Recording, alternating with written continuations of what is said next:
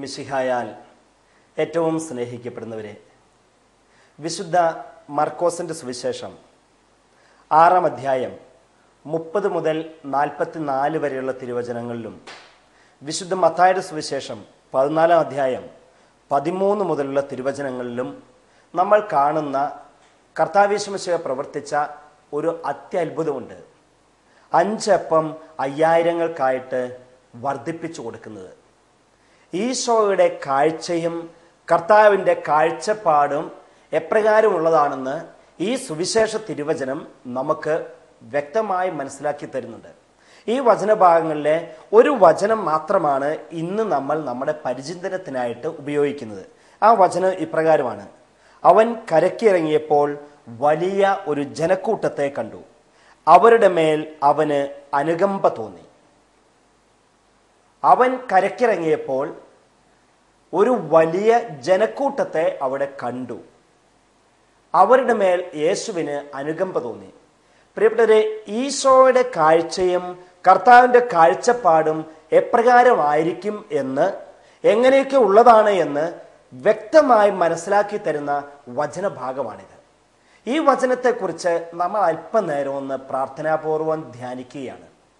പ്രിയപ്പെട്ടവരെ, നമ്മൾക്ക് ഈ വചനം തരുന്ന ഒന്നാമത്തെ സന്ദേശം, നമ്മൾ ഓരോരുത്തരും വിശപ്പ് കൊണ്ട് കലപല കൂട്ടുന്ന ആളുകളെ കാണുമ്പം കർത്താവ് മിശിഹ കാണുന്നത് വിശക്കുന്ന മനുഷ്യരുടെ ഒട്ടിയ വയറാണ്. നമ്മൾ ചിലപ്പോൾ പറയും, വിശന്ന് കരയുന്നവരെ കാണുമ്പോൾ പറയും, ഇതേ കണ്ടില്ലേ അലവലാതി കൂട്ടങ്ങൾ, വേറെ ഒരു കാര്യമില്ലാതെ കുഴിമടിയന്മാരായി ജീവിച്ചിട്ടിതേ ഇപ്പൊ വിശക്കുന്നെന്നും പറഞ്ഞ് ഒച്ചയും ബഹളം ഇടിക്കുന്നു. അത് തന്നെയാണ് ശിഷ്യന്മാർ പറഞ്ഞ്, ഇത്രയും ജനം ഇതാ ഇവിടെയുണ്ട്, നമുക്ക് എങ്ങനെ അവർക്ക് അപ്പം കൊടുക്കാൻ പറ്റും, അവരെ പറഞ്ഞു വിട്ടേക്ക് എന്ന്, അവരുടെ കാര്യത്തിൽ ശ്രദ്ധിക്കേണ്ട എന്ന്. അതുകൊണ്ടാണ് വിശക്കുന്ന ആളുകളെ കാണുമ്പോൾ ചിലപ്പോൾ അലവലാതി കൂട്ടങ്ങൾ എന്ന് പറഞ്ഞ് നമ്മൾ അവരെ തള്ളിക്കളയും. പക്ഷേ കർത്താവ് മിശിഹ കാണുന്നത് വിശക്കുന്ന മനുഷ്യരുടെ ഒട്ടിയ വയറാണ്. ഇത് പറയുമ്പോൾ പ്രിയമുള്ളവരെ, ഇരിഞ്ഞാലക്കുട ക്രൈസ്റ്റ് കോളേജിൽ സാമ്പത്തിക വിഭാഗം തലവനായ ഡോക്ടർ EM തോമസ് സാർ എഴുതിയ ഒരു പുസ്തകമുണ്ട്, നവസുഭാഷിതങ്ങൾ എന്ന്. അതിലത്തെ ഒരു ചെറിയ സംഭവം ഞാൻ ഓർത്തു പോവുകയാണ്. അദ്ദേഹത്തിൻ്റെ ജീവിതത്തിൽ നേരിട്ട് അനുഭവിച്ച, അദ്ദേഹത്തിൻ്റെ മനസ്സിനെ വല്ലാതെ വ്രണപ്പെടുത്തിയ, വേദനിപ്പിച്ച ഒരു സംഭവം. തൃശ്ശൂർ ടൗണിലെ ഒരു വെജിറ്റേറിയൻ ഹോട്ടൽ, ഉച്ച സമയം. അദ്ദേഹം ആ ഹോട്ടലിൽ ഭക്ഷണം കഴിക്കാനായിട്ട് കയറി. അദ്ദേഹം നോക്കിയപ്പോൾ ഒരു ചെറുപ്പക്കാരൻ ആർത്തിയോടെ അവിടെ ഇരുന്ന് ഭക്ഷണം കഴിക്കുന്നുണ്ട്. 1-2 പ്രാവശ്യമൊക്കെ അദ്ദേഹം ആ മനുഷ്യൻ വാങ്ങിച്ച് ഭക്ഷണം കഴിച്ചു. അതിനുശേഷം കാഷ്യറുടെ അടുത്ത് പോയി പൈസ കൊടുക്കാൻ നോക്കിയപ്പോൾ കുറച്ച് കാശേ അദ്ദേഹത്തിൻ്റെ ഉള്ളൂ, കഴിച്ച ഭക്ഷണത്തിന് മുഴുവൻ തികയില്ല. ഈ ചെറുപ്പക്കാരൻ അവിടെ നിന്ന് ആകെ വിയർത്ത് വെളുത്തു. കാഷ്യറിൻ്റെ അടുത്ത് ഇരിക്കുന്നത്, പൈസ വാങ്ങിക്കാനിരിക്കുന്ന ആൾ ഏകദേശം 70 വയസ്സിന് മേലുള്ള ഒരു പ്രായമുള്ള ഒരു അപ്പാപ്പനാണ്. അദ്ദേഹം കസേരയിൽ നിന്ന് എഴുന്നേറ്റു, ഈ ചെറുപ്പക്കാരൻ്റെ അടുത്തോട്ട് ചെന്നു, കണ്ണു പൊട്ടുന്ന വിധത്തിൽ അസഭ്യം പറഞ്ഞു, ചീത്ത പറഞ്ഞു. അതിനുശേഷം ഈ ചെറുപ്പക്കാരനെ അവിടെ നിർത്തി അയാളുടെ ഷർട്ട് ഊരിയെടുത്തു. എന്നിട്ട് അദ്ദേഹത്തോട്, ഈ ചെറുപ്പക്കാരനോട് ആ മനുഷ്യൻ പറഞ്ഞു, ഊണ് കഴിക്കാൻ കാശില്ലെങ്കിൽ ഉടുപ്പ് ധരിക്കാൻ വേണ്ട, ഉടുപ്പില്ലാതെ പോയാൽ മതി എന്നും പറഞ്ഞ് ഷർട്ട് വാങ്ങിച്ചു വെച്ച് അയാളെ പറഞ്ഞു വിട്ടു. ബഹുമാനപ്പെട്ട ഡോക്ടർ EM തോമസ് സാർ അതിൽ എഴുതിയിരിക്കുന്നത് ഇങ്ങനെയാണ്: ഈ സംഭവം കണ്ടിട്ട് അതിലെ നീതിശാസ്ത്രം എന്താണ്? ഇത് അദ്ദേഹത്തിൻ്റെ മനസ്സിനെ താങ്ങാൻ പറ്റാത്ത വിധത്തിൽ വിഷമിപ്പിച്ചു. പ്രിയമുള്ളവരെ, നമ്മളൊക്കെ കാണുന്നത് അലവലാതി കൂട്ടങ്ങളെയാണ്. ഭിക്ഷക്കാരെ കാണുമ്പം, ഒന്നുമില്ലാത്തവരെ കാണുമ്പം നാശങ്ങൾ, എന്തിനാ ഇവരൊക്കെ ഇങ്ങനെ നടക്കുന്നത്, ജീവിക്കുന്നത് എന്ന് നമ്മൾ ചിന്തിക്കുമ്പം കർത്താവ് മിശിഹ കാണുന്നത് അങ്ങനെയുള്ള മനുഷ്യരുടെ ഒട്ടിയ വയറും അവരോടുള്ള അനുകമ്പ നിറഞ്ഞ ജീവിതവുമാണ്. ഇതാണ് പ്രിയപ്പെട്ടവരെ കർത്താവിൻ്റെ കാഴ്ചപ്പാടിൻ്റെ പ്രത്യേകത. ഇവിടെ അതുകൊണ്ടാണ് കരയ്ക്കിറങ്ങിയപ്പോൾ വലിയ ജനക്കൂട്ടത്തെ കണ്ടു, ഈശോയ്ക്ക് അവരുടെ മേൽ അനുകമ്പയാണ് തോന്നുന്നത്, അലിവാണ് തോന്നുന്നത്. നേരെ മറിച്ച് ദേഷ്യമോ അരിശമോ ഒന്നുമല്ല. അവരോട് കർത്താവിന് അനുകമ്പ തോന്നി. പ്രിയപ്പെട്ടവരെ, നമ്മൾ ഓർക്കണം, ഇതുപോലെ തന്നെ വിശുദ്ധ സുവിശേഷത്തിൽ നമ്മൾ കാണുന്നുണ്ട്, ഒരു പിറവിക്കുരുടന്റെ ദൈന്യത ഈശോ കാണുമ്പോൾ അവന്റെ ജാതക ദോഷമാണ് മനുഷ്യരെല്ലാവരും കാണുന്നത്. പറഞ്ഞു, ഇത് അവൻ എന്തോ തെറ്റ് ചെയ്തതുകൊണ്ടാണ്, പൂർവികരുടെ ശാപം മൂലമാണ് ഇവനെങ്ങനെ ജന്മനാ തന്നെ അന്ധനാകാൻ കാരണമെന്ന് എല്ലാവരും കൂടെ പറഞ്ഞപ്പം, പ്രിയപ്പെട്ടവരെ, കർത്താവ് അങ്ങനെയല്ല കണ്ടത്. ആ പിറവിക്കുരുടന്റെ ദൈനികമായ ജീവിതമാണ് കർത്താവ് കണ്ടത്. ഇത് പറയുമ്പോൾ ഞാൻ ഓർക്കുന്നുണ്ട്, ഒരിക്കൽ കൊരട്ടി വശത്ത് നിന്നും ഒരു കുടുംബം അങ്ങനെ തന്നെ ഇവിടെ വന്നു. അതിൽ മൂത്ത ജ്യേഷ്ഠൻ്റെ അനുജൻ, അതിൻ്റെ താഴെയുള്ള ഒരാൾ, ഇവർ 3 പേരും പിന്നെ കുറച്ച് ബന്ധുക്കളോ അയൽക്കാരോ കണ്ടൊക്കെയാണ് വന്നത്. അവരുടെ വീട്ടിൽ 5 മക്കളാണ്. കൂട്ടത്തിൽ വന്നവർ പറഞ്ഞു 5 മക്കളാണ്. 5 പേരിൽ 4 പേരും ഇന്ന് അന്ധന്മാരാണ്. ആദ്യം മൂത്തവന് കുറേശ്ശെ കണ്ണിൻ്റെ കാഴ്ച മങ്ങി, പൂർണ്ണമായിട്ടും മങ്ങിപ്പോയി. കുറച്ച് വർഷം കഴിഞ്ഞപ്പോൾ താഴെയുള്ളവനെ ഈ അന്ധത ബാധിച്ചു, കുറേശ്ശെ മങ്ങി, അതും മങ്ങി. ഇങ്ങനെ 4 പേരുടെയും കാഴ്ച മങ്ങി. ഇപ്പം 5ാമത്തെ ആൾക്കും കുറേശ്ശെ മങ്ങി തുടങ്ങുന്നു.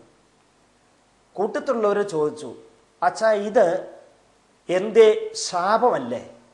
അവരുടെ കുടുംബത്തെയും അവരുടെ തറവാടിനെയും ബാധിച്ചിരിക്കുന്ന വലിയൊരു ശാപമല്ലേ ഇത്? അതുകൊണ്ടല്ല എല്ലാവർക്കും ഇങ്ങനെ വരുന്നത്. പ്രിയമുള്ളവരെ, നമ്മൾ പറയും, അതെ, അത് ശപിക്കപ്പെട്ട വീടാണ്, ശാപമുള്ളതാണ്, ജാതകദോഷമുള്ളതാണ്, അതുകൊണ്ടാണ് ഇങ്ങനെ എല്ലാവർക്കും തലമുറയായിട്ട് എല്ലാവരും അന്ധരായി തീരുന്നതെന്ന്. പ്രിയപ്പെട്ടവരെ, നമ്മളൊക്കെ അവരിലെ ശാപത്തെ കാണുമ്പോഴും അവർ ചെയ്ത കർമ്മദോഷത്തെ കാണുമ്പോഴും ജാതകദോഷം കാണുമ്പോഴും കർത്താവേ ശംസിക അന്ധരിൽ കാണുന്ന ഈ പിറവിക്കുരുടനിൽ കാണുന്നത് അവരുടെ ദൈന്യതയാണ്, നിസ്സഹായാവസ്ഥയാണ്. ആരും സഹായിക്കാനില്ല, കുടുംബത്തിലെല്ലാവരും അന്ധരായിത്തീരുന്നല്ലോ എന്നോർത്തുള്ള മനസ്സുരുകിയ വേദനയും ദൈന്യതയും കർത്താവ് കാണുകയാണ്. അതുകൊണ്ടാണ് പ്രിയപ്പെട്ടവരെ നമ്മൾ മനസ്സിലാക്കുന്നത് കർത്താവിൻ്റെ കാഴ്ചപ്പാടിലെ പ്രത്യേകത. പിശാച് ബാധിച്ച മനുഷ്യനെ ഈശോ കാണുമ്പോൾ നമ്മൾ കാണുന്നത് എന്നതാണ്, മനുഷ്യനിലെ പിശാചിനെയാണ് നമ്മൾ കാണുന്നത്. അത് വലിയ വ്യത്യാസമാണ് ആ കാഴ്ചപ്പാടിൽ. ഈശോ പിശാച് ബാധിച്ച മനുഷ്യനെ കാണും, നമ്മളോ മനുഷ്യനിലെ പിശാച് ബാധ കാണുകയും ചെയ്യുന്നു. എന്താണ് പ്രിയപ്പെട്ടവരെ അത് തമ്മിലുള്ള പ്രത്യേകത? മനുഷ്യനിലെ പിശാചിനെയും പിശാച് ബാധയെയും ഞാൻ കാണുമ്പം എനിക്ക് കലി വരും, എനിക്ക് വെറുപ്പ് തോന്നും, എനിക്ക് ദേഷ്യം വരും. പക്ഷേ കർത്താവ് പിശാച് ബാധിച്ച മനുഷ്യനെ കാണുമ്പോഴോ കർത്താവ് ശംസിഹായ്ക്ക് ആ മനുഷ്യനോട് അനുകമ്പയാണ് തോന്നുന്നത്. എന്തൊരു കഷ്ടമായി, എത്ര കാലമായി ഈ പിശാചിൻ്റെ അടിമത്തത്തിൽ ഇയാൾ ജീവിക്കുന്നു. ആ തരത്തിലുള്ള അനുകമ്പ കർത്താവിന് തോന്നും, നമുക്ക് ചിലപ്പോൾ വെറുപ്പ് തോന്നും. പ്രിയപ്പെട്ടവരെ, അതുകൊണ്ട് തന്നെ സാപത്തിൽ വിശക്കുന്നവരെ കാണുമ്പം ഇതാ നമ്മൾ ഭക്ഷിക്കുന്നവരെയാണ് കാണുന്നത്. സാപത്ത് ദിവസം ഈശോ വിശന്ന് വലഞ്ഞ് നടക്കുന്നവരെ കാണുന്നു, നമ്മളാകട്ടെ ഭക്ഷണം കഴിക്കുന്നവരെ കാണുന്നു. ഈശോ കുഴിമാടത്തിലെ ലാസറിനെ കാണുമ്പം നമ്മൾ കാണുന്നത് അവൻ്റെ അഴുകിയ മൃതദേഹത്തിൻ്റെ മണമാണ് നമുക്ക് കിട്ടുന്നത്. പ്രിയമുള്ളവരെ, ഈ കാഴ്ചപ്പാട് എങ്ങനെയാണ് നമുക്കൊന്ന് ഉണ്ടാക്കിയെടുക്കാൻ സാധിക്കുന്നത്? കർത്താവ് കുഴിമാടത്തിൽ കിടക്കുന്ന ലാസറിനെയാണ് കാണുന്നത്, ഇതാ ജീവൻ വെച്ച് വരാൻ ഒരുങ്ങുന്ന ലാസറിനെ. നമ്മളോ മരിച്ച് ശവമായി തീർന്ന് ചീഞ്ഞഴുകിയ ലാസറിന്റെ ശരീരത്തിൽ നിന്നും വരുന്ന മണമാണ് നമുക്ക് കിട്ടാനായിട്ട് ഇരിക്കുന്നതും നമ്മൾ അതാണ് കാണുന്നതും. പ്രിയപ്പെട്ടവരെ, കർത്താവിൻ്റെ കാഴ്ചപ്പാടിൻ്റെ പ്രത്യേകത. അതുകൊണ്ടാണ് യോഹന്നാന്റെ സുവിശേഷം 1-ാം അധ്യായത്തിൽ രണ്ട് സ്നാപയോഹന്നാന്റെ ശിഷ്യന്മാർ 2 പേർ ചെന്ന് ഈശോയോട് ചോദിച്ചു, ഗുരു, നീ എവിടെയാ താമസിക്കുന്നത്? കർത്താവ് പറഞ്ഞു, വന്ന് കാണുക എന്ന്. പ്രിയപ്പെട്ടവരെ, ഈശോ പറഞ്ഞില്ല ഞാൻ ഇന്ന വഴിക്കൂടെ പോയി അപ്പുറത്ത് ചെന്ന് അവിടെ താമസിക്കുന്നത്. നിങ്ങൾ വന്ന് കാണുക എന്ന് പറഞ്ഞാൽ ഇതാണ് കാണേണ്ടത്. കർത്താവിൻ്റെ കാഴ്ചപ്പാട് ഉള്ള വ്യക്തികളായി തീരണം നമ്മൾ എന്നാണ് ഈശോ ഉദ്ദേശിക്കുന്നത്. അതുകൊണ്ടാണ് കർത്താവ് പറഞ്ഞത്, നിങ്ങൾ വന്ന് കാണ്. പിശാചിനെ അല്ല കാണേണ്ടത്, പിശാച് ബാധിതനായ മനുഷ്യനെ കാണ്. രോഗിയുടെ രോഗത്തെ അല്ല കാണേണ്ടത്, രോഗം ബാധിച്ച് വേദനിക്കുന്ന മനുഷ്യനെ കാണ്. വിശപ്പ് അനുഭവിക്കുന്നവരെ വിശപ്പിനെയും കലബല കൂട്ടുന്നതിനെ അല്ല കാണേണ്ടത്, ആ വിശക്കുന്ന മനുഷ്യനെ കാണ്. അതുകൊണ്ട് കർത്താവ് പറഞ്ഞു, നിങ്ങൾ വന്ന് കാണുക എന്ന്. പ്രിയപ്പെട്ടവരെ ഓർക്കണം, ഇതുപോലെ തന്നെയല്ലേ കർത്താവ് യേശു മിശിഹ ശിശുക്കളെ അനുഗ്രഹിക്കുന്നവനാകുമ്പം നമ്മളോ ശിശുക്കളെ, കുഞ്ഞുങ്ങളെയൊക്കെ നമ്മളിൽ നിന്നും മറ്റുള്ളവരിൽ നിന്നും മാറ്റി നിർത്തുന്നവരാകുന്നു. ഒരു ദിവസം ഞാൻ എൻ്റെ റൂമിലിരുന്ന് പുസ്തകം വായിച്ചുകൊണ്ടിരിക്കുമായിരുന്നു. ഇങ്ങനെ വളരെ ശ്രദ്ധയോടെ വായിക്കുന്നതിനിടയ്ക്ക് കുറച്ച് പിള്ളേർ വേഗം കയറി വന്നു. എനിക്ക് ആകെപ്പാടെ ഒരു അസ്വസ്ഥത തോന്നി. ഇവരെന്താ എല്ലാവരും കൂടെ ഇവിടെ വന്നത്? എൻ്റെ വായനയ്ക്ക് ഭംഗം വന്നല്ലോ, വായന തടസ്സപ്പെട്ടല്ലോ എന്നൊക്കെ ഓർത്ത് എനിക്ക് ആകെപ്പാടെ വിഷമമായി. ഞാൻ ആ പിള്ളേരോടും കൂട്ടത്തിൽ വന്ന മുതിർന്നവരോടും പറഞ്ഞു, അങ്ങ് ഓഫീസിൽ ചെന്ന് നിന്നോ, അരമണിക്കൂർ കഴിയുമ്പോൾ, കുറച്ച് കഴിയുമ്പോൾ ഞാൻ വന്നേക്കാമെന്ന് പറഞ്ഞു. പ്രിയപ്പെട്ടവരെ, ഈശോയുടെ അടുത്തേക്ക് വന്ന ശിശുക്കളെയും ശിഷ്യന്മാർ തടഞ്ഞു നിർത്തി. അതെന്താ? ശല്യമായിട്ട് തോന്നുന്നു. നമുക്ക് മറ്റുള്ളവർ നമ്മുടെ അടുത്തേക്ക് വരുമ്പോൾ ശല്യമായിട്ട് തോന്നുമ്പം കർത്താവ് യേശു മിശിഹ അവരെ തടയേണ്ട, അവരെ അനുഗ്രഹിക്കാനായിട്ടാണ് കർത്താവ് മുതിരുന്നത്. പ്രിയപ്പെട്ടവരെ ഓർക്കണം, അതുകൊണ്ടല്ലേ കർത്താവ് കുഞ്ഞുമക്കളെയായാലും വലിയവരെയായാലും അനുഗ്രഹിക്കാനായിട്ട് ഒരുങ്ങുമ്പം നമ്മൾ അവരെ തടയുന്നവരായിത്തീരുന്നു. ഇത് തന്നെയാണ് ലൂക്കായുടെ സുവിശേഷത്തിൽ 7-ാം അധ്യായത്തിൽ നമ്മൾ കാണുന്ന പാപിനിക്ക് മോചനം എന്ന രംഗത്തിൽ. പാപിനിക്ക് മോചനം. എല്ലാവരും ആ ധനാഢ്യനായ ശിമയോന്റെ പുറം മൂടി കാണുമ്പം, ആ സമ്പത്തും ആർഭാടവും ഒക്കെ കാണുമ്പോൾ, പ്രിയമുള്ളവരെ, കർത്താവ് യേശു മിശിഹ ആ സ്ത്രീയുടെ വിശുദ്ധിയുള്ള മനസ്സാണ് കാണുന്നത്. എല്ലാവരും ശിമയോനെ അഭിനന്ദിക്കുമ്പം, ശിമയോനെ ആദരിക്കുമ്പം, ആ കർത്താവ് യേശു മിശിഹ ആ സ്ത്രീയെ അനുഗ്രഹിക്കുകയാണ് ചെയ്യുന്നത്. എല്ലാവരും പാപിനിയായ സ്ത്രീയെ പരിഹസിക്കുമ്പം ഈശോ ആ മകളെ സ്നേഹപൂർവം ആദരിക്കുകയാണ്, അനുഗ്രഹിക്കുകയാണ് ചെയ്യുന്നത്. കാഴ്ചപ്പാടിലുള്ള പ്രത്യേകത. പുറംമോടിയിൽ ആനന്ദിക്കുകയോ അഭിരമിക്കുകയോ ചെയ്യുന്നവനല്ല കർത്താവ്.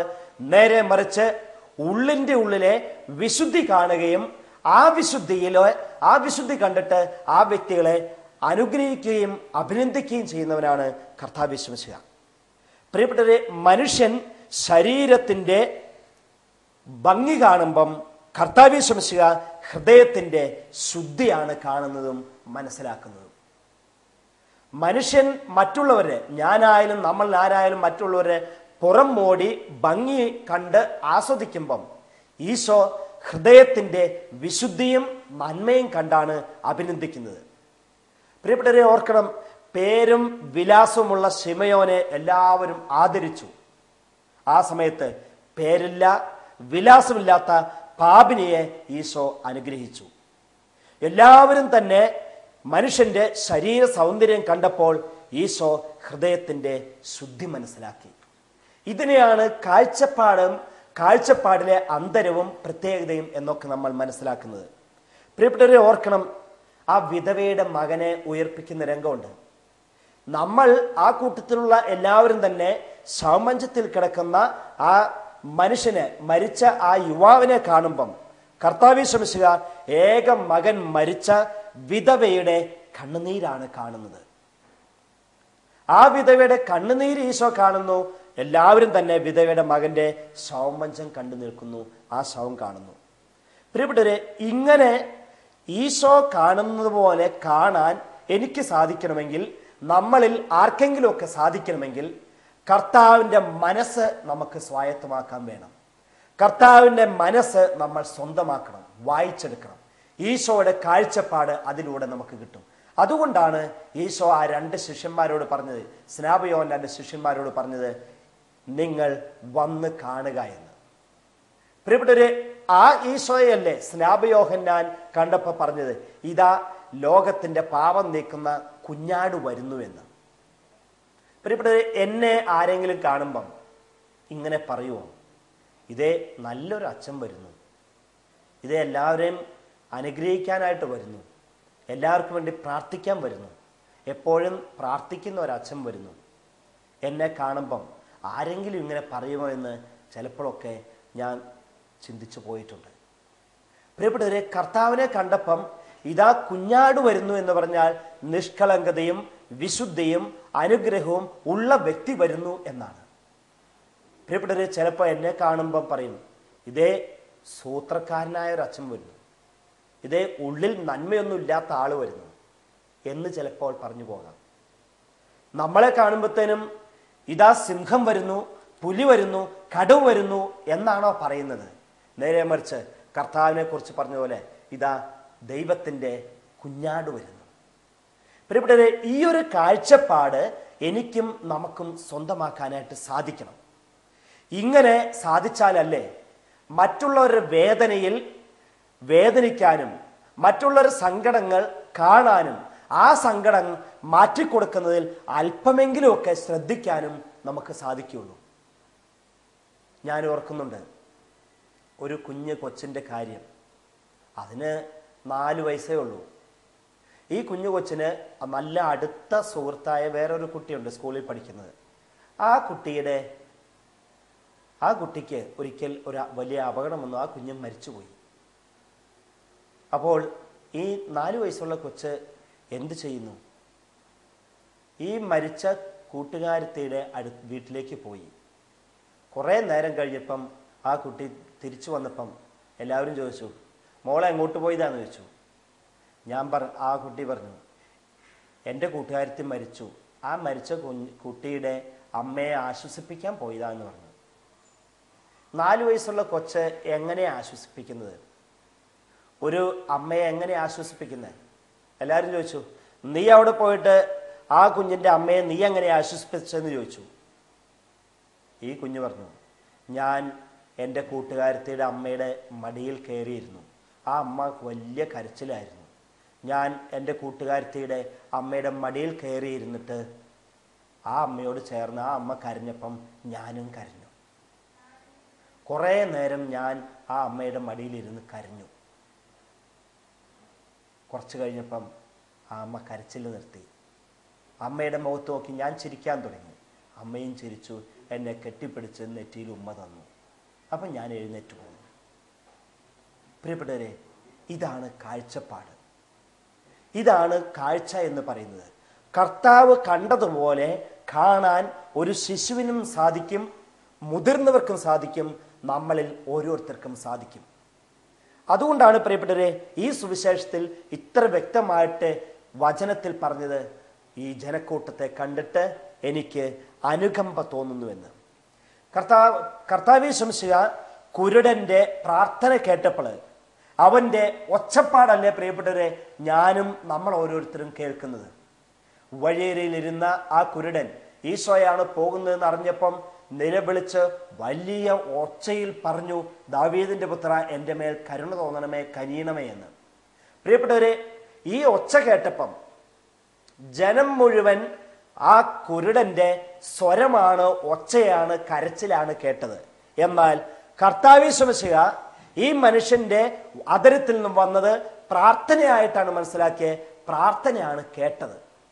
അതുകൊണ്ട് പ്രിയപ്പെട്ടവരെ, വചനം ശ്രവിക്കുമ്പം, വചനം ധ്യാനിക്കുമ്പം കർത്താവിൻ്റെ കാഴ്ച ഉണ്ടാകാൻ നമുക്ക് പ്രാർത്ഥിക്കണം. കർത്താവ് കേൾക്കുന്നത് പോലെ കേൾക്കാൻ നമുക്ക് സാധിക്കണം. കർത്താവ് കാണുന്നത് പോലെ കാണാൻ നമുക്ക് സാധിക്കട്ടെ. ദൈവത്തിൻ്റെ വലിയ ശക്തി നമ്മൾ ഓരോരുത്തരിലും അതിനായി വന്ന് നിറയാൻ ഇടയാകട്ടെ. നമുക്ക് കർത്താവിൻ്റെ സന്നിധിയിൽ കരങ്ങൾ കൂപ്പാം.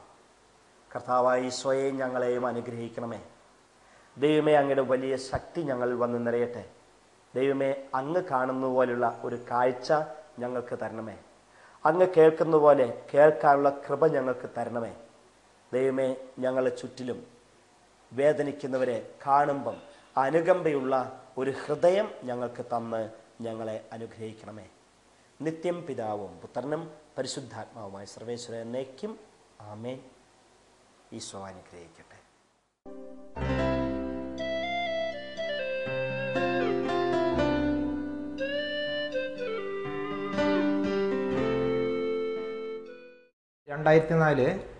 ഡിസംബർ 24 എനിക്ക് ബൈക്ക് ആക്സിഡൻറ്റ് സംഭവിക്കുകയും അവിടുന്ന് എന്നെ തൃശ്ശൂർ ജൂബിലി ഹോസ്പിറ്റലിലേക്ക് മാറ്റുകയും അവിടെ ഡോക്ടേഴ്സിൻ്റെ കൽപ്പന നിർദ്ദേശപ്രകാരം അവിടെ പറ്റാതെ എറണാകുളം മെഡിക്കൽ ട്രസ്റ്റിലേക്ക് മാറ്റുകയും ചെയ്തു. തുടർന്ന് എനിക്ക് റൈറ്റ് സൈഡ് കംപ്ലീറ്റ് ഡാമേജ് ആയിരുന്നു.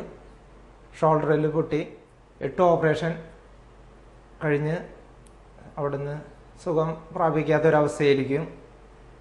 4 MRI സ്കാൻ ചെയ്യുകയും